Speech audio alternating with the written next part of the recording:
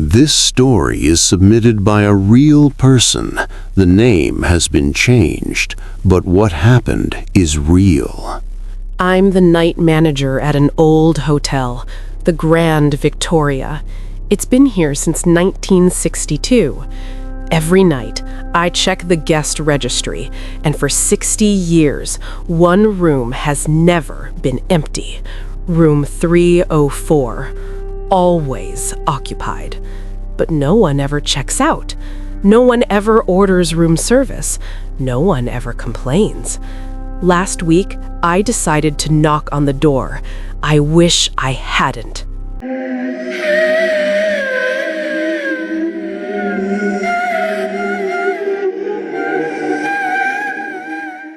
My name is Claire.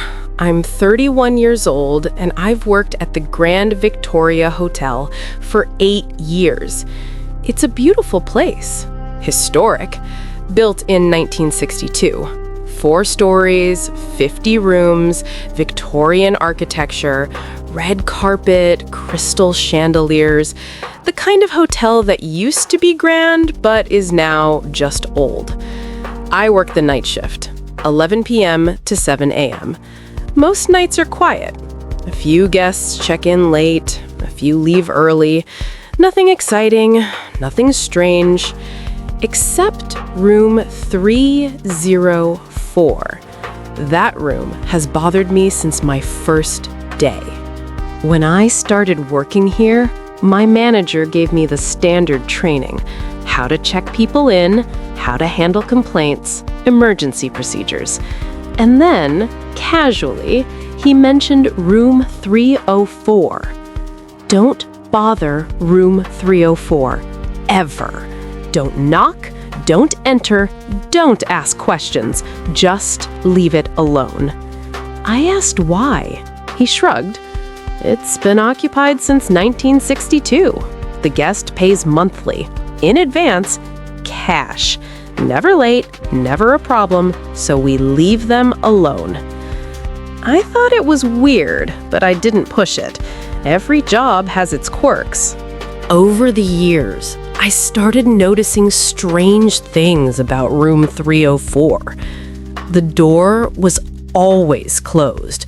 The do not disturb sign was always hanging. Housekeeping never cleaned it. Maintenance never entered it. I checked the registry. The guest's name was listed as E. Winters. No first name, no contact information, just E. Winters. And the check-in date? October 14th, 1962. 60 years ago! That's impossible! No one stays in a hotel for 60 years, and if they did, they'd be ancient. Or dead. I asked other staff members, the ones who'd been here longer than me. They all said the same thing. Don't ask about 304, just leave it alone. Last week, I decided I'd had enough. I needed to know. Who was E. Winters? Why had they been here for 60 years? Were they even still alive? It was 2 a.m. The hotel was quiet. No guests in the lobby, no one in the hallways, just me and my curiosity. I grabbed the master key, took the elevator to the 3rd floor, walked down the hallway. The red carpet muffled my footsteps. The lights flickered, old wiring. I reached room 304. The do not disturb sign hung on the doorknob, faded, yellowed with age. I stood there, staring at the door. My heart was pounding. I knocked 3 times, softly. No answer. I knocked again, louder. Still nothing. I put my ear against the door, listened. I could hear something. Faint. Music. Old music. Big band, swing, the kind of music from the 1940s, playing on a record player or a radio. And then I heard something else. Footsteps. Slow, heavy, coming toward the door. I stepped back, held my breath. The footsteps stopped right on the other side of the door. Silence. "Hello?" I said. My voice was shaking. "This is hotel management. I need to confirm your reservation." No response. I waited. 1 minute, 2 minutes, nothing. I made a decision. I was going in. I slid the master key into the lock, turned it. The lock clicked. I pushed the door open. The room was dark. Heavy curtains blocked the windows, but I could see shapes, furniture, a bed, a dresser, a chair, and the smell. The room smelled old, like dust and mothballs and something else, something rotting. I turned on the light. The room was frozen in time. Everything was from the 1960s. The wallpaper, the furniture, the curtains. A rotary phone sat on the nightstand, a record player in the corner, vinyl records stacked next to it. The bed was made perfectly, like housekeeping had just left, but the sheets were yellowed, ancient.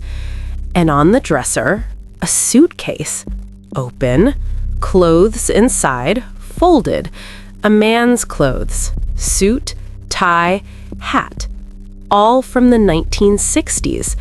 And next to the suitcase, a photograph, black and white, a man, young, maybe 30, handsome, smiling, standing in front of the hotel, this hotel.